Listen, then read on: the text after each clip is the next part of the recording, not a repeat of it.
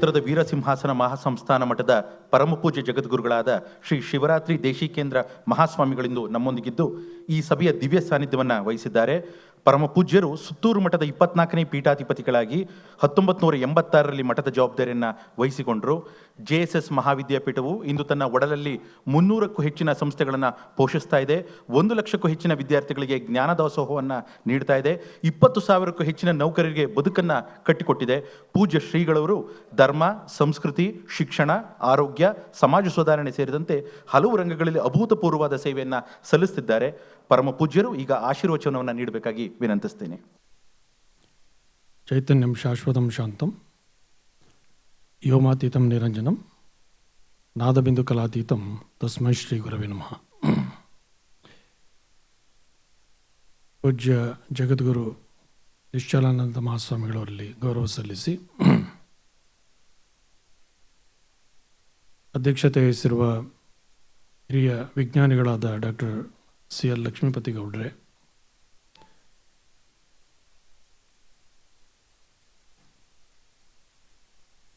ಇಲ್ಲಿ ಆಗ್ತಾ ಇರುವಂತಹ ವಸಂತ್ ಕುಮಾರ್ ತಿಮ್ಕಾಪುರ್ ಅವರೇ ಮತ್ತು ಹಿರಿಯ ಚಿಂತಕರಾದ ರಘು ಕೌಟಿಲ್ಯ ಅವರೇ, ಕೃತಿಯನ್ನು ಪರಿಚಯಿಸಿದಂತಹ ಡಾಕ್ಟರ್ ಉಮೇಶ್ ಅವರೇ ಹಾಗೂ ಡಾಕ್ಟರ್ C ನಾಗಣ್ಣವರೇ, ಕುಲಸಚಿವರಾದ ಮಾನ್ಯ ಶ್ರೀ ಪ್ರೊಫೆಸರ್ N ನಾಗರಾಜ್ ಅವರೇ,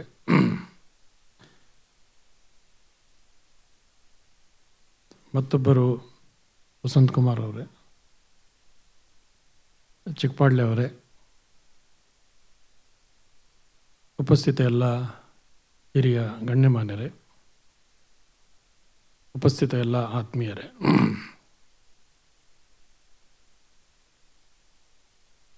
ನಮ್ಮ ನಡುವೆ ಬಂದು ಚಲುವರಾಯಸ್ವಾಮಿಯವರು, ಒಡೆಯರವರು ಮತ್ತು ರಾಜಾಸಾಬ್ ಅವರು ಮಾತುಗಳನ್ನಾಡಿ ತೆರಳಿದ್ದಾರೆ. ಅನೇಕ ಮೌಲಿಕ ಮಾತುಗಳನ್ನು ನಮ್ಮ ಜೊತೆ ಹಂಚಿಕೊಂಡಿದ್ದಾರೆ. ಇವತ್ತು ಜನವರಿ 9 ವಸಂತ್ ಕುಮಾರ್ ಅವರ ಜನ್ಮದಿನ. 69 ತುಂಬಿ 70ಕ್ಕೆ ಕಾಲಿಡ್ತಾ ಇರುವಂಥ ದಿನ. ಈ ಕಾರ್ಯಕ್ರಮ ಹೋದ ತಿಂಗಳೇ ಆಗಬೇಕಾಗಿತ್ತು. ಹೋದ ವರ್ಷ ಡಿಸೆಂಬರ್ ತಿಂಗಳಲ್ಲೇ ನಿಗದಿ ಆಗಿತ್ತು. ವಸಂತಮ್ಮನವರು ಈಗ ಇಲ್ಲಿ ಉಪಸ್ಥಿತರಿಲ್ಲ. ಕಳೆದ 1-2 ತಿಂಗಳಿಂದ ಕೆಂಡಗಂಡಸ್ವಾಮಿ ಗದ್ದಿಗೆ ಅಂತ ಇಲ್ಲಿ HDಕೋಟೆ ತಾಲೂಕೊಂದು ಭಾಳ ಪವಿತ್ರವಾದ ಕ್ಷೇತ್ರ ಅದು. ಅದರ ಪಕ್ಕದಲ್ಲಿ ಒಂದು ಕಾರ್ಯಕ್ರಮ ಇತ್ತು. ವಸಂತ್ ಕುಮಾರ್ ಅವರು ಮತ್ತು ವಸಂತಮ್ಮ ಅವರು ಬಂದಿದ್ದರು. ನಾವು ಸಭೆಯಲ್ಲಿದ್ದಾಗಲೇ ವಸಂತಮ್ಮನವ್ರು ಬಿಡಲಿಲ್ಲ. ವಸಂತ್ ಕುಮಾರ್ ಅವರು ಸನ್ಮಾನಕ್ಕೆ ಬಂದಿದ್ವಿ, ಡೇಟ್ ಕೊಡ್ಬೇಕು ಸ್ವಾಮೀಜಿ, ಡೇಟ್ ಕೊಡ್ಬೇಕಂತ. ಇಲ್ಲಮ್ಮ ಕಾರ್ಯಕ್ರಮ ಮುಗಿಲಿ ಅಂತ ನಾವು ಆ ಪಕ್ಕದ ಮನೆಗೆ ಅಧ್ಯಕ್ಷರು ಕರ್ಕೊಂಡೋದ್ರು, ಅಲ್ಲಿಗೂ ಬಂದರು ಡೇಟ್ ಕೊಡಬೇಕು ಅಂತ. ಆಯಿತು, ಮಠಕ್ಕೆ ಹೋಗಿ ಡೇಟ್ ಕೊಡ್ತೀವಿ ನೋಡಿ ಅಂತೇಳಿ ಅದು 26ಕ್ಕೆ 25ಕ್ಕೆ ಕಾರ್ಯಕ್ರಮ ನಿಗದಿಯಾಗಿತ್ತು. ಅನಂತರ ಕಾರಣಾಂತರದಿಂದ ನಾವು ಅಲ್ಲಿಗೆ ಕಾರ್ಯಕ್ರಮ ಬರಲಿಕ್ಕಾಗಲಿಲ್ಲ ಅಂತ ಫೋನ್ ಮಾಡಿಸಿ ಕಾರ್ಯಕ್ರಮ ನಡೀಲಿ, ಮುಂದೂಡಿಯೋದು ಬೇಡ ಅಂತಂದ್ವಿ. ಅವರಿಲ್ಲ, ಬೇರೆ ದೇಶಕ್ಕೆ ದೇವತೆ ತಗೋತೀವಿ ಅಂತೇಳಿ ಈ ಡೇಟನ್ನು ಕೇಳಿದ್ರು. ಈ ಡೇಟ್ಗೆ ಒಪ್ಪಿದ್ವಿ. ಒಪ್ಪಿದಾಗ ಅವ್ರಿಗೆ ಸಂತೋಷ ಆಯಿತು.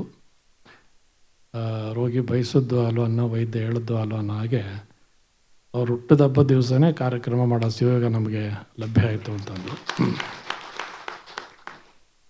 ಆಗೋದೆಲ್ಲ ಉಳಿತೆ ಆಯಿತು, ಗೋವಿಂದನ ಆಣೆ ಅಂತನೋ ಹಾಗೆ ಕಳೆದ ವರ್ಷದ ಡಿಸೆಂಬರ್ 25ರ ಕಾರ್ಯಕ್ರಮ ಮುಂದೂಡಿದ್ದು ವಸಂತ್ ಕುಮಾರ್ ಅವರ ಜನ್ಮದಿನೋತ್ಸವ ದಿವಸವೇ ನಾವೆಲ್ಲ ಇಲ್ಲಿ ಬಂದು ಅವರ ಕೃತಿಗಳನ್ನು ಬಿಡುಗಡೆ ಮಾಡಿ ಹಾರೈಸುವಂಥ ಒಂದು ಅವಕಾಶ ಲಭ್ಯ ಆಗಿದೆ.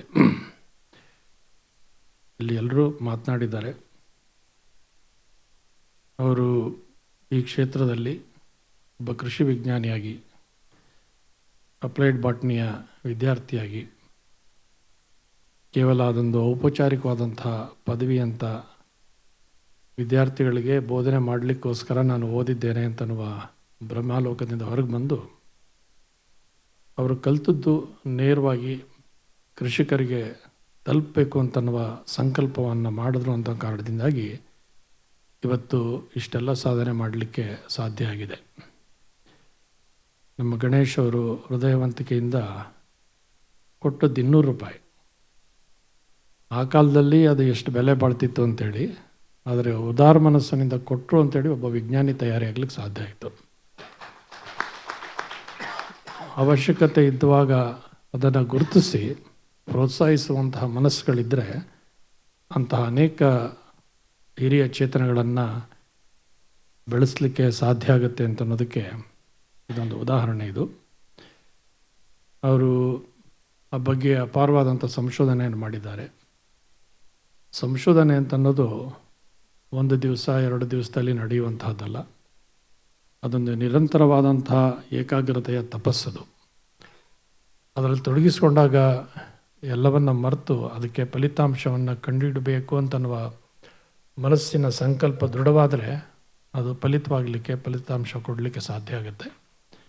ಹಾಗೆ ವಸಂತ್ ಕುಮಾರ್ ಅವರು ಅಂತಹ ಒಂದು ಪ್ರಯತ್ನ ಪಟ್ಟ ಕಾರಣದಿಂದಾಗಿ ಪವರ್ ಪ್ಲಸ್ ಅನ್ನುವಂತಹ ಒಂದು ಚಿಕಿತ್ಸಾ ಸೂತ್ರವನ್ನು ಕಂಡು ಹಿಡಿದು ರೈತರಿಗೆ ಬಾಂಧವರಾಗಲಿಕ್ಕೆ ಸಾಧ್ಯ ಆಗಿದೆ. ಸ್ವಾಮೀಜಿಯವರು ಕೂಡ ಈಗ ಮಾತನಾಡಿದ್ರು, ಇತರರು ಮಾತನಾಡಿದ್ದಾರೆ. ಈಗ ಮನುಷ್ಯ ಬದುಕಲಿಕ್ಕೆ ಆಹಾರ ತಿನ್ನಬೇಕಾಯಿತು, ಆದರೆ ಆರೋಗ್ಯವನ್ನು ಕೆಡಿಸ್ಲಿಕ್ಕೂ ಬೇಕಾದಂಥ ವಿಷಯುಕ್ತವಾದ ಆಹಾರವನ್ನು ಸೇವಿಸುವಂಥ ದಿನಮಾನದಲ್ಲಿ ನಾವು ಇದ್ದೇವೆ. ಅನೇಕ ಸಂದರ್ಭಗಳಲ್ಲಿ ಮಾಧ್ಯಮದಲ್ಲಿ ಬರುತ್ತೆ. ಯಾವುದು ವಿಷಯುಕ್ತ ಅಲ್ಲದೆ ಇರೋದು ಅಂತ ಪತ್ತೆ ಮಾಡೋದೇ ಇವತ್ತು ಸಮಸ್ಯೆ ಆಗಿರುವಂಥ ದಿನಮಾನದಲ್ಲಿ ನಾವಿದ್ದೇವೆ. ಒಂದು ಸರಿ ಬರುತ್ತೆ, ನಾವು ತಿನ್ನುವಂಥ ಸೇಬಿನ ಹಣ್ಣಿನ ಮೇಲೆ ಕೂಡ ಪ್ಲಾಸ್ಟಿನೇಷನ್ ಮಾಡಿ ಅದನ್ನೇ ತಿನ್ನಬೇಕಾದಂಥ ಅನಿವಾರ್ಯತೆ ಬಂದಿದೆ. ಎಷ್ಟು ಜನ ಅದನ್ನು ತೆಗೆದು ತಿಂತಾರೆ ಅಂತ ಅನ್ನೋದು ಸಮಸ್ಯೆ. ಅದು ದ್ರಾಕ್ಷಿ ಇರ್ಬೋದು, ಯಾವುದೇ ಬೆಳೆ ಇರ್ಬೋದು. ರೈತರಿಗೆ ಸರಿಯಾದಂತಹ ಬೆಲೆಯನ್ನು ಸಿಗಲಿಲ್ಲ ಅಂತಂದರೆ ರೈತರು ಪಡುವಷ್ಟು ಶ್ರಮ ಬೇರೆ ಯಾರು ಪಡಲಿಕ್ಕೆ ಸಾಧ್ಯ ಇಲ್ಲ. ಬಿಸಿಲು, ಮಳೆ, ಯಾವ ಗಾಳಿ ಯಾವುದನ್ನು ಗಮನಿಸ್ತೇನೆ ಅವರು ಕೃಷಿಯಲ್ಲಿ ತೊಡಗಿಸ್ಕೊಂಡಿರ್ತಾರೆ. ಅದಕ್ಕೆ ಬೆಳೆದಂತಹ ಫಸಲು ಇನ್ನೇನು ಕೈಗೆ ಬರುತ್ತೆ ಅಂತಂದಾಗ ಯಾವುದೋ ಒಂದು ಕಾಯಿಲೆ ಬರುತ್ತೆ, ಬೇರೆ ಏನಾಗುತ್ತೆ, ಆತನ ಮನಸ್ಸಿಗೆ ಎಷ್ಟು ಬೇಸರ ಆಗ್ಬೋದು ಅಂತ ಅನ್ನೋದನ್ನು ನಾವು ಊಹಿಸ್ಕೊಳ್ಳಿಕ್ಕೆ ಕೂಡ ಸಾಧ್ಯ ಇಲ್ಲ. ಆದರೆ ಆತನ ದೃಢವಾದ ನಿಶ್ಚಯ, ಆತ್ಮಶಕ್ತಿ ನಮ್ಮ ದೇಶವನ್ನು ಮುನ್ನಡೆಸಲಿಕ್ಕೆ ಸಾಧ್ಯ ಆಗಿದೆ. ಅಗೊಮ್ಮೆ ಕೃಷಿಕರು ಆತ್ಮಹತ್ಯೆ ಮಾಡಿಕೊಳ್ಳುವಂಥ ಪ್ರಕರಣವನ್ನು ನಾವು ಗಮನಿಸ್ತೇವೆ. ಅಂಥ ಆತ್ಮಹತ್ಯೆ ಪ್ರಕರಣಗಳನ್ನು ಕೂಡ ಸಾಮಾನ್ಯವಾಗಿ ಲಘುವಾಗಿ ಪರಿಗಣಿಸೋದಕ್ಕೆ ಬದಲಾಗಿ ಅದಕ್ಕೆ ಕಾರಣ ಏನು ಅಂತ ಅನ್ನೋದನ್ನು ಸೂಕ್ಷ್ಮವಾಗಿ ಆಲೋಚನೆ ಮಾಡಿ ಅದಕ್ಕೆ ಪರಿಹಾರಗಳನ್ನು ಕಂಡುಕೊಳ್ಬೇಕಾದದ್ದು ಕೂಡ ಅಗತ್ಯವಾಗಿದೆ. ಅಂತಹ ದಿನಮಾನದಲ್ಲಿ ಅವರು ಪವರ್ ಪ್ಲಸ್ ಪತ್ತೆ ಹಚ್ಚಿ ಅವರು ಕೃಷಿಕರ ಜಮೀನಿಗೆ ಹೋಗಿ ಅವ್ರ ಮನವೊಲಿಸಿ ಅದು ಏನು ಕಾಯಿಲೆ ಇದೆ, ಅದು ಭೂಮಿ ಸವಕಲಾಗಿದೆಯಾ, ಅದು ಭೂಮಿಯ ಫಲವತ್ತತೆ ಏನಾಗಿದೆ, ಯಾವ ಕಾರಣಕ್ಕಾಗಿ ಈ ಥರ ಬಂದಿದೆ ಅಂತಕ್ಕಂಥದ್ದನ್ನು ಸಮೀಕ್ಷೆ ಮಾಡಿ ಅದಕ್ಕೆ ಪರಿಹಾರೋಪಗಳನ್ನು ಅವರು ತಿಳಿಸುವ ಅತ್ಯುತ್ತಮವಾದ ಕೆಲಸ ಮಾಡ್ತಿದ್ದಾರೆ. ಅವ್ರ ಮನೆಯಲ್ಲೇ ಒಂದು ಒಳ್ಳೆಯ ಲ್ಯಾಬ್ ಮಾಡಿದ್ದಾರೆ. ಅದಕ್ಕೆ ಸಂಶೋಧನೆಗೆ ಸಂಬಂಧಪಟ್ಟ ಹಾಗೆ ಒಂದು ಅಗ್ರಿಕಲ್ಚರ್ ಕಾಲೇಜ್ನಲ್ಲಿ ಅಥವಾ ಯೂನಿವರ್ಸಿಟಿಲಿ ಇರಬಹುದಷ್ಟು ಅತ್ಯಂತ ಸುಸಜ್ಜಿತವಾದಂಥ ಒಂದು ಲ್ಯಾಬ್ ಕೂಡ ಮಾಡಿದ್ದಾರೆ. ಅದರಲ್ಲಿ ಸಂಶೋಧನೆಗಳನ್ನು ಮಾಡಿ ಪರಿಹಾರಗಳನ್ನು ಕಂಡುಕೊಂಡಿದ್ದಾರೆ. ಅದರ ಫಲವಾಗಿ ಇವತ್ತೆರಡಕ್ಕೂ ಒಂದು ಕೃತಿ ಪ್ಲಾಂಟ್ ಡಾಕ್ಟರ್ ಅನ್ನೋದು ಕೃತಿ ಇಂಗ್ಲೀಷ್ನಲ್ಲಿ ಬಂದು ಈಗ ಕನ್ನಡದ ಒಂದು ಅನುವಾದ ಕೃತಿ ಇವತ್ತು ಲೋಕಾರ್ಪಣೆಗೊಂಡಿದೆ. ಅದರ ಬಗ್ಗೆ ವಿಜ್ಞಾನಿಗಳೆಲ್ಲ ಮಾತನಾಡಿದ್ದಾರೆ. ಇನ್ನು ಹೆಚ್ಚು ಮಾತನಾಡಿದ್ರೆ ವಿಜ್ಞಾನದ ವಿಷಯ ನಿಮಗೇನು ಗೊತ್ತು ಸ್ವಾಮೀಜಿ ಅಂತ ಕೇಳೋದು. ಅದಕ್ಕೆ ಆ ಸಾಹಸಕ್ಕೆ ಕೈ ಹಾಕೋ ಪ್ರಯತ್ನ ಮಾಡದೆ ಈ ಸಂದರ್ಭದಲ್ಲಿ ಅವರ ವಸಂತ ವಿಹಾರ ಕೃತಿ ಕೂಡ ಲೋಕಾರ್ಪಣೆಯಾಗಿದೆ. ನಾಗಣ್ಣವರು ಮಾತನಾಡಿದ್ದಾರೆ, ಉಮೇಶ್ ಅವರು ಆ ಕೃತಿಯನ್ನು ಮಾತನಾಡಿದ್ದಾರೆ. ಇಬ್ಬರು ಹೇಳಿ ಕೇಳಿ ಪ್ರೊಫೆಸರ್ಗಳು, ಅದರಿಂದ ಇಬ್ಬರು ಒಂದು ಕ್ಲಾಸೇ ತಗೊಂಬಿಟ್ರಿ ಇವತ್ತು.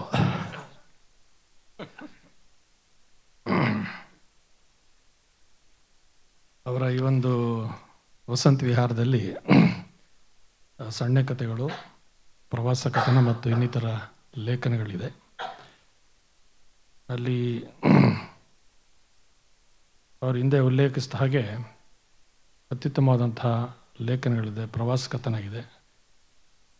ಅಲ್ಲಿ ಡಾಕ್ಟರ್ ಮೃತ್ಯುಂಜಯಪ್ಪನವರು ಮತ್ತು ರಮಣರಾವ್ ಇಬ್ಬರು ವೈದ್ಯರನ್ನು ಕುರಿತಂತಹ ಲೇಖನಗಳಿದೆ. ಡಾಕ್ಟರ್ ಮೃತ್ಯುಂಜಯಪ್ಪನವರು ಸಸಿಗಳ ತಳಿಯಲ್ಲಿ ಅವರು ಅಲೋಪತಿ ಡಾಕ್ಟ್ರು. ಆದರೆ ಒಬ್ಬ ಕೃಷಿ ಡಾಕ್ಟ್ರು ಮಾಡ್ಬೋದಾದಷ್ಟು, ತೋಟಗಾರಿಕೆಯವ್ರು ಮಾಡಿದಷ್ಟು ಒಂದು ವಿಶೇಷವಾದ ತಜ್ಞರಾಗಿ ಕಸಿ ಮಾಡೋದರಲ್ಲಿ ವಿಶೇಷವಾದಂಥ ಪ್ರಾವೀಣ್ಯತೆಯನ್ನು ಪಡೆದು ಒಂದೇ ಮನೆಯಲ್ಲಿ ನೂರಾರು ರೀತಿಯ ಕಸಿಗಳನ್ನು ಮಾಡಿ ಹಣ್ಣುಗಳನ್ನು ಬೆಳೀಲಿಕ್ಕೆ ಸಾಧ್ಯ ಇದೆ ಅಂತ ಅನ್ನೋದು ಪ್ರತ್ಯಕ್ಷವಾಗಿ ಮಾಡಿ ತೋರಿಸ್ತಂಥವ್ರು ಮೃತ್ಯುಂಜಯಪ್ಪನವರು. ಅವ್ರ ಮನೆ ಇಲ್ಲೇ ಮೈಸೂರಿನಲ್ಲಿ ಕೂಡ ಇದೆ, ಅಲ್ಲಿ ಸರಗೂರಿನಲ್ಲೂ ಮಾಡ್ತಿದ್ರು, ಇಲ್ಲಿ ಮೈಸೂರಿನಲ್ಲೂ ಕೂಡ ಅದನ್ನು ಮಾಡಿದ್ರು. ಹಾಗೆ ರಮಣರಾವ್ ಅವರು ಸಂಡೇ ಆಸ್ಪತ್ರೆ ಅಂತ ಮಾಡಿದ್ದಾರೆ. ಅವ್ರು ಯಾರು ಅಂತ ಅವ್ರು ಹೇಳಲಿಲ್ಲ. ಡಾಕ್ಟರ್ ರಾಜ್ಕುಮಾರ್ ಅವ್ರ ಖ್ಯಾತ ಕಲಾವಿದರಲ್ಲ, ಅವ್ರ ಪರ್ಸನಲ್ ಫಿಸಿಷಿಯನ್ನೇ ರಮಣರಾವ್ ಅವರು. ಅವ್ರು ಸಂಡೇ ಕ್ಲಿನಿಕ್ ಅಂತ ಮಾಡಿದ್ದಾರೆ, ಅಲ್ಲಿಗೊಮ್ಮೆ ಆಹ್ವಾನ ನೀಡಿದರು. ಅಲ್ಲಿ ಹೋದರೆ ನಿಮಗೆ ನೂರಾರು ಜನ ಕ್ಯೂನಲ್ಲಿ ನಿಂತಿರ್ತಾರೆ. ಅದು ಬೆಂಗಳೂರಿನವರಲ್ಲ, ದಾವಣಗೆರೆ, ಚಿತ್ರದುರ್ಗ, ಶಿವಮೊಗ್ಗ ಎಲ್ಲ ಕಡೆಯಿಂದ ಬಂದಿರ್ತಾರೆ. ಅವ್ರಿಗೆಲ್ಲ ನಿಂತ್ಕೊಳ್ಳಿಕ್ಕೆ ಒಂದು ನೆರಳನ್ನು ಮಾಡಿ ಬಂದಂಥವ್ರಿಗೆ ಅವರು 1 ನಿಮಿಷ 2 ನಿಮಿಷದಲ್ಲಿ ಅವ್ರನ್ನ ಪರೀಕ್ಷೆ ಮಾಡಿ, ಹಿಂದೆ ಡಾಕ್ಟರ್ MC ಮೋದಿಯವರಿದ್ದರು, ಅವ್ರ ಕಣ್ಣಿನ ಚಿಕಿತ್ಸೆ ಭಾಳ ಅವ್ರನ್ನ ಟೀಕೆ ಮಾಡೋದು ಕೂಡ ಉಂಟು. ಚಿಕಿತ್ಸೆ ಮಾಡೋದು ಹೇಗೆ ಅಂತಂದರೆ, ನೂರಾರು ಜನ ಬೆಡ್ಡಲ್ಲಿ ಮಲಗಿರ್ತಿದ್ರು, ನರ್ಸಸ್ ಎಲ್ಲ ಆಪ್ರೇಷನ್ ಪ್ರಿಪೇರ್ ಮಾಡ್ತಿದ್ರು. ಇವರು ಕೆಟ್ರಾಕ್ಟ್ ಮಾಡಿ ಮಾಡಿ ಮಾಡಿ 2 ನಿಮಿಷಕ್ಕೊಂದು ಆಪ್ರೇಷನ್ ಮಾಡಿ ಮುಂದೆ ಹೋಗ್ತಾಯಿದ್ರು. ಆನಂತರ ನರ್ಸಸ್ ಅದನ್ನು ಚಿಕಿತ್ಸೆ ಮಾಡ್ತಾರೆ. ಹಾಗೆ ರಾಮಣ್ರಾವ್ ಅವರು ಕೂಡ 1 ನಿಮಿಷ 2 ನಿಮಿಷದಲ್ಲಿ ಆತನ ಕಾಯಿಲೆಯನ್ನು ಮಾಡಿ ಅವ್ರು ಪೂರ್ತ ಬೇಕಾದಂಥ ಔಷಧಿಗಳನ್ನು ಉಚಿತವಾಗಿ ಕೊಟ್ಟು ಬಂದಂಥವ್ರಿಗೆ ಊಟ ಮಾಡಿಸಿ, ಬಂದಂಥವ್ರಿಗೆ ತೊಂದರೆ ಇದ್ದರೆ ಅಂದರೆ ಬಸ್ ಚಾರ್ಜು ಕೂಡ ಕೊಟ್ಟು ಕಳಿಸುವಂತಹ ಡಾಕ್ಟರ್ ರಾಮಣ್ಣ ಅವ್ರ ಬಗ್ಗೆ ಒಂದು ಲೇಖನವನ್ನು ಮಾಡಿದ್ದಾರೆ. ಇಲ್ಲೆಲ್ಲ ಗಂಭೀರವಾಗಿ ಮಾತನಾಡಿರೋದ್ರಿಂದ ಇಲ್ಲೊಂದು ಒಳ್ಳೆಯ ಲೇಖನ ಇದೆ, ಅದರ ಬಗ್ಗೆ ಹೇಳಿ 4 ಮಾತು ಮುಗಿಸ್ಬೋದು. ಅದು ಜಪಾನ್ದ ಆಕರ್ಷಕ ಜೀಪ್ನಿಗಳು ಅಂತ ಫಿಲಿಪೈನ್ಸಲ್ಲಿ. ಅದು ಅವ್ರು ಹೇಗೆ ತಯಾರು ಮಾಡ್ತಾರೆ ಅಂತಂದರೆ, ಬೇಡವಾದಂಥ ಎಂಜಿನ್ಗಳನ್ನು ತೆಗೆದುಕೊಂಡು ಅದನ್ನು ರಿಪೇರಿ ಮಾಡಿ ಅದು ನಡೆಯೋಂಗೆ ಮಾಡಿ, ಮತ್ತು ಅದಕ್ಕಿರುವಂಥ ವ್ಯಾನ್ಗೂ ಕೂಡ ಡಿಫ್ರೆಂಟ್ ಕಲರ್ಸು, ಈಗ ಸ್ಕೂಲಲ್ಲಿ ಮಕ್ಕಳಿಗೆ ಬೇರೆ ಬೇರೆ ಆಕರ್ಷಕ ಕಲರ್ ಆಗ್ತಾರಲ್ಲ, ಹಾಗೆ ಬಣ್ಣಗಳನ್ನು ಬೆಳೆದು ಅದನ್ನು ಪ್ರವಾಸಿಗರಿಗೆ, ನಮ್ಮಲ್ಲಿ ಆಟೋ ರಿಕ್ಷಾ ಇದ್ದಂಗೆ ಅರಮನೆ ಮುಂದೆ ಸೈಕಲ್ ಗಾಡಿ ಇರುತ್ತಲ್ಲ ಆ ಥರ ಅದನ್ನು ಮಾಡಿರ್ತಾರೆ. ಅದ್ರ ಮೇಲೆ ಪ್ರವಾಸ ಮಾಡೋದೇ ಒಂದು ವಿಶೇಷವಾದಂತಹ ಅನುಭವ ಅಂತ ಅವರು ಅದ್ರ ಬಗ್ಗೆ ಒಂದು ಲೇಖನ ಬರೆದಿದ್ದಾರೆ. ಅದು ಹೇಗೆ ನಿರ್ಮಾಣ ಮಾಡ್ತಾರೆ, ಅದು ಹೇಗೆ ಆಕರ್ಷಣೀಯವಾಗಿರುತ್ತೆ, ಅದ್ರ ಮೇಲೆ ಹೋಗೋದೇ ಎಷ್ಟು ಸಂತೋಷ ಸಂಗತಿ ಎಲ್ಲ ಬರೆದಿದ್ದಾರೆ. ಅಲ್ಲಿ ಒಬ್ಬ ಚಾಲಕ ಇರ್ತಾನೆ, ಡ್ರೈವರು. ಅವನು ಕೊನೆ ಬರುತ್ತೆ, ಅವನು ತೀರ್ಕೊಂಡ್ಮೇಲೆ ಅವನು ಮುಂದಿನ ಪ್ರಯಾಣ ಮಾಡಬೇಕಾಗಿರುತ್ತೆ. ಅವನು ಹೋಗೋ ಟೈಮ್ ಸರಿಯಾಗಿ ಒಬ್ಬ ಪಾದ್ರಿ ಬಂದಿರ್ತಾನೆ. ಇಬ್ಬರು ಸ್ವರ್ಗದ ಬಾಗಿಲಿರ್ತಾರೆ. ದೇವದೂತ ಬಂದು ಬಾಗಿಲು ತೆಗೆದು ನೋಡ್ಬಿಟ್ಟು ಡ್ರೈವರ್ನೇ ಫಸ್ಟ್ ಪರಿಚಯ ಮಾಡಿಕೊಂಡು ಅವನಿಗೆ ಸ್ವಾಗತ ಕೇರಿ ಒಳಗೆ ಮಾಡ್ತಾನೆ. ಪಾದ್ರಿ ಕೋಪ ಬರುತ್ತೆ, ನಾನು ಪಾದ್ರಿ ದಿವಸ ಪ್ರಾರ್ಥನೆ ಮಾಡೋರು, ಜನಗಳೆಲ್ಲ ಪ್ರಾರ್ಥನೆ ಮಾಡ್ತಾರೆ, ಈ ಆಟೋ ರಿಕ್ಷಾ ಡ್ರೈವರ್ನ ಕರೀತಾ ಇದ್ದಾನಲ್ಲ ಅಂತೇಳಿ ದೇವದೂತನ ಕೇಳ್ತಾನೆ.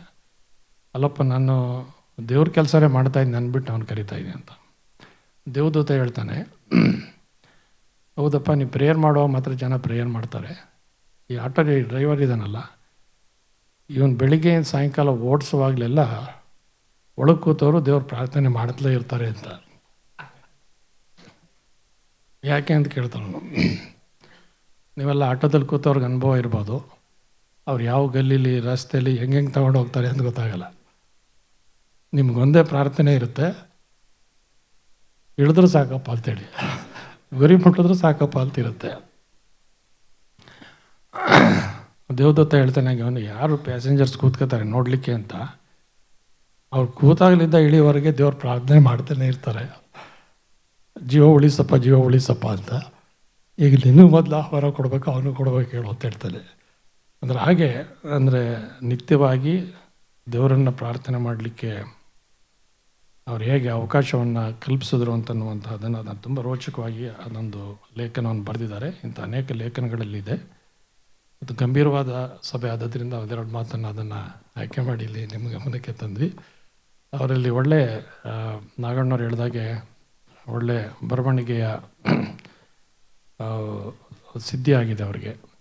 ಅವರು ಕವಿ ಹೃದಯದವರಾಗಿ ಒಳ್ಳೆ ಲೇಖಕರಾಗಿ ಗ್ರಹಿಸಿದ ವಿಚಾರಗಳನ್ನು ಸರಿಯಾಗಿ ಸಮರ್ಥವಾಗಿ ಸಹೃದಯರಿಗೆ ತಲುಪಿಸುವಂತಹ ಒಂದು ಒಳ್ಳೆಯ ಲೇಖಕರು ಕೂಡ ಆಗಿದ್ದಾರೆ. ಹಾಗಾಗಿ ಅವರಿಗೆ ಈ ಒಂದು ಪ್ಲಾಂಟ್ ಡಾಕ್ಟರ್ ಮತ್ತು ವಸಂತ ವಿಹಾರ ಎರಡು ಕೃತಿಗಳು ಕೂಡ ಒಂದು ವಿಜ್ಞಾನಕ್ಕೆ ಸಂಶೋಧನೆಗೆ ಸಂಬಂಧಪಟ್ಟಂತಹ ಕೃತಿ. ಇನ್ನೊಂದು ಅವರ ಸಣ್ಣ ಕಥೆಗಳು ಮತ್ತು ಪ್ರವಾಸ ಕಥನಗಳು ಮತ್ತು ಇದರ ಲೇಖನಗಳನ್ನ ಕುರಿತ ಕೃತಿ. ವಿಜ್ಞಾನಿಯೂ ಹೌದು, ಸಾಹಿತಿಯೂ ಹೌದು ಅಂತ ಅನ್ನೋದನ್ನು ಎರಡು ಪುಸ್ತಕಗಳ ಕೃತಿಗಳ ಬಿಡುಗಡೆ ಸಮಾರಂಭದಲ್ಲಿ ಅವರು ನಮಗೆಲ್ಲ ಪರಿಚಯಿಸಿದ್ದಾರೆ. ಹಾಗೆ ಅಂಥೇಳಿ ಇವತ್ತೆಲ್ಲ ಇಷ್ಟೊಂದು ಜನ ಗಣ್ಯಮಾನ್ಯರಲ್ಲಿ ಬಂದಿದ್ದಾರೆ. ಸಚಿವರು ಬಂದೋದ್ರು, ಯದುವೀರವರು ಕೂಡ ಬಂದೋದ್ರು. ಅವ್ರ ಕಾರ್ಯ ಒತ್ತಡಗಳ ನಡುವೆ ವಿಶ್ರಾಂತ ಕುಲಪಳ್ಳಿಗಳಾದ ರಾಜ್ಯಸಭಾ ಅವರು ಬಂದರು. ನಮ್ಮ ಹಿರಿಯರಾದಂತಹ ಮಾನ್ಯ ಕಾರ್ಯಕ್ರಮದ ಅಧ್ಯಕ್ಷತೆಯನ್ನು ವಹಿಸಿ ಲಕ್ಷ್ಮೀಪತಿ ಗೌಡರು ಒಂದೇ ವಾಕ್ಯದಲ್ಲಿ ವಸಂತ್ ಕುಮಾರ್ ಅವರು ಏನು ಅನ್ನೋದನ್ನು ತುಂಬ ಆತ್ಮೀಯವಾಗಿ ಪರಿಚಯ ಮಾಡಿಕೊಟ್ಟಿದ್ದಾರೆ. ರಘು ಕೌಟಿಲ್ಯ ಅವರು ವಿವಿಧ ಸ್ಥಾನಗಳನ್ನು ಅಲಂಕರಿಸಿದ್ದಂಥವರು, ಪ್ರಕೃತಿ ಮತ್ತು ನಮ್ಮ ಸಮಾಜದ ಉತ್ತಮವಾದ ಆರೋಗ್ಯದ ಬಗ್ಗೆ ಅತ್ಯಂತ ಕಳಕಳಿಯನ್ನು ಉಳ್ಳಂಥವರು. ಮತ್ತು ಇವತ್ತಿನ ಈ ಕೃತಿ ಬಿಡುಗಡೆ ಎರಡು ಸಂಸ್ಥೆಗಳ ಆಶ್ರಯದಲ್ಲಿ ವಸಂತ್ ಕುಮಾರ್ ಅವರ ಅಭಿನಂದನಾ ಸಮಿತಿ ಮತ್ತು ನಮ್ಮ ಅಶೋಕ್ ಪಳ್ಳೆ ಅವರ ವಿಸ್ಮಯ ಬುಕ್ ಹೌಸ್ಗಳ ಸಂಯುಕ್ತಾಶ್ರಯದಲ್ಲಿ ನಡೀತಾ ಇದೆ.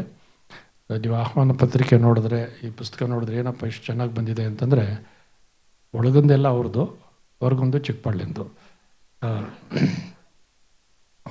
ಅದ್ಭುತವಾದಂಥ ಒಂದು ಕ್ರಿಯೇಟಿವ್ ಇರುವಂಥ ವ್ಯಕ್ತಿ ನಾಗಣ್ಣವರು ಮತ್ತು ನಮ್ಮ ಪರೀಕ್ಷಾಂಗ ಕುಲಸಚಿವರು ನಾಗರಾಜ್ ಅವರು ಇಲ್ಲಿ ತುಂಬ ಒಳ್ಳೆ ಮಾತು ಹೇಳಿದ್ದಾರೆ. ಅವ್ರು ಮಾತನಾಡಿದಾಗ ನಮಗೇನು ಅನ್ನಿಸ್ತು ಅಂದರೆ, ಇವ್ರು ಕಾಮರ್ಸ್ಗೆ ಯಾಕೆ ಹೋದರು ಅಂತ. ಸೈನ್ಸ್ ವಿದ್ಯಾರ್ಥಿ ಹಾಕಿರ್ಬೇಕಾಗಿತ್ತು. ಸೈನ್ಸ್ ಬಗ್ಗೆ ಅಷ್ಟೊಂದು ಆಸಕ್ತಿ ಇದೆಯಲ್ಲ ಹಾಗೆ ಅಂತೇಳಿ. ಮತ್ತು ನಮ್ಮ ಲಕ್ಷ್ಮಣ ಅವರ ಪುತ್ರರಾದ ನಮ್ಮ ವಸಂತ್ ಕುಮಾರ್ ಅವರು ಕೂಡ ತುಂಬ ಸೊಗಸಾಗಿ ಸ್ವಾಗತ ಮಾಡೋದು ನಿಮ್ಮ ಹತ್ರನೇ ಕಲ್ತ್ಕೊಳ್ಳಿ ಅಂತ ಹೇಳ್ಬೇಕು. ಎಲ್ಲೊಬ್ಬರಿಗೆ ಚಿಕ್ಕದಾಗಿ ಚೊಕ್ಕದಾಗಿ ಎಲ್ಲರನ್ನೂ ಸ್ವಾಗತಿಸಿದ್ದಾರೆ. ತುಂಬ ಆತ್ಮೀಯವಾದ ವಾತಾವರಣದಲ್ಲಿ ಕಾರ್ಯಕ್ರಮ ನಡೆದಿದೆ. ವಸಂತ್ ಕುಮಾರ್ ಅವರ, ರಾಜಾಸಾಬ್ ಅವರ ಅನೇಕ ಶಿಕ್ಷಕರು ಅವ್ರನ್ನೆಲ್ಲ ಅವರಿಗೆ ಬದುಕಿಗೆ ಮಾರ್ಗದರ್ಶನ ತೋರಿಸ್ತಂಥವ್ರು ಇಲ್ಲಿ ಅನೇಕ ಜನ ಇರತಕ್ಕಂಥ ಸಂತೋಷ ಸಂಗತಿ. ಗುರುಗಳ ಮುಂದೆ ಶಿಷ್ಯಾದಿಚಾತ್ ಪರಾಜಯತ್ ಅಂತನೋ ಹಾಗೆ ಗುರುಗಳ ಮುಂದೆ ಶಿಷ್ಯನಿಗೆ ಥರ ಆದದ್ದು ಬೇರೆಯವ್ರು ಕೊಟ್ಟದ್ದಲ್ಲ, ಅವರು ಕೂಡ ಆಶೀರ್ವಾದ ಅವರು ಬಹಳ ಮುಖ್ಯವಾದಂತಹದ್ದು. ಗುರುಗಳನ್ನೆಲ್ಲ ಇಲ್ಲಿ ಅವರು ಸ್ಮರಿಸಿದ್ದಾರೆ. ಹಾಗೆ ಪಾಟೀಲ್ರವರು ಕುಲಸಚಿವರಾಗಿ 4 ಜನ ಕೃಷಿ ಸಚಿವರ ಜೊತೆ ಕೆಲಸ ಮಾಡಿರ್ತಕ್ಕಂಥ ಅನುಭವ ಇರುವಂಥವರು.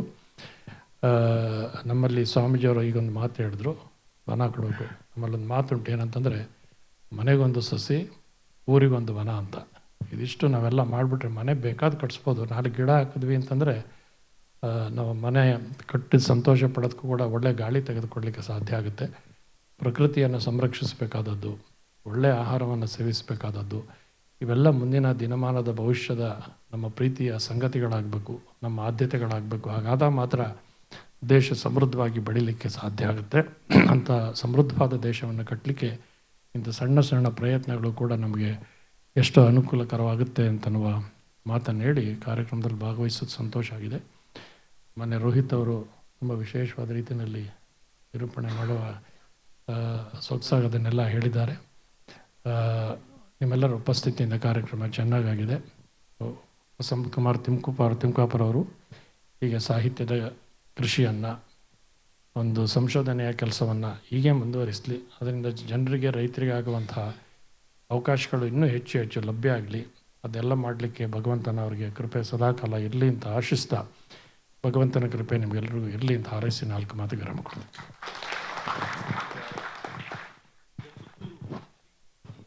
ವಸಂತ್ ಕುಮಾರ್ ತಿಮ್ಕಾಪುರ ಅವರಿಗೆ ಸನ್ಮಾನ ನೆರವೇರಿದೆ. ಪರಮ ಪೂಜ್ಯರು ಇದನ್ನು ನೆರವೇರಿಸಿಕೊಡಲಿದ್ದಾರೆ.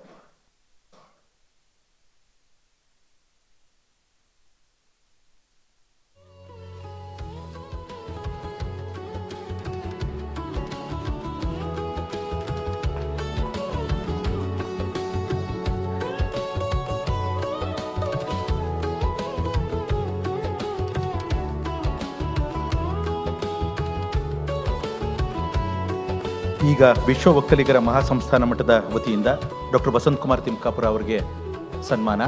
ಪರಮ ಪೂಜ್ಯರು ಇದನ್ನು ನೆರವೇರಿಸಿಕೊಟ್ಟಿದ್ದಾರೆ.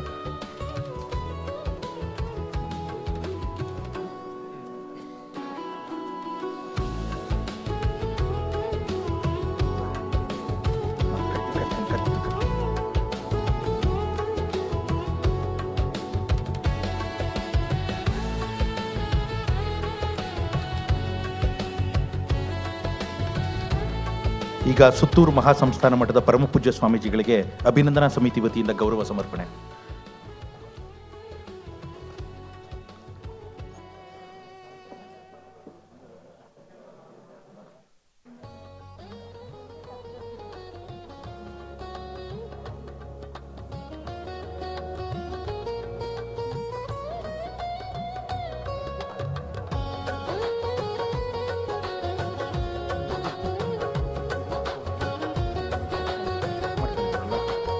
ಈಗ ಈ ಸಮಾರಂಭವನ್ನು